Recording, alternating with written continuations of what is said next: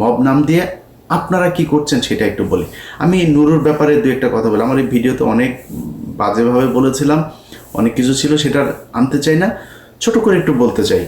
আপনারা এই যে আন্তর্জাতিক অপরাধ ট্রাইব্যুনাল, তাজুল ভাইরে চেনেন? যাদের ওনার সাথে কথা বলার সুযোগ আছে, তাজুল ভাইকে জিজ্ঞেস করেন। উনি বসার 1 সপ্তাহের মাথায় নুরু তার নিজের লোক প্রসিকিউটর হিসাবে সে সেখানে বসাবেন। তাজুল ভাইকে সেটা বলেছেন, তাজুল ভাই বলেছেন যে আমি এই প্রক্রিয়ার ভিতর দিয়ে আসতে পারবো না, এটা এইভাবে করা যাবে না, এটা যথাযথ কর্তৃপক্ষের মাধ্যমে আসতে হবে। নুরু তাকে বলেছে লাথি দিয়া চেয়ার থেকে উঠাই দিবে।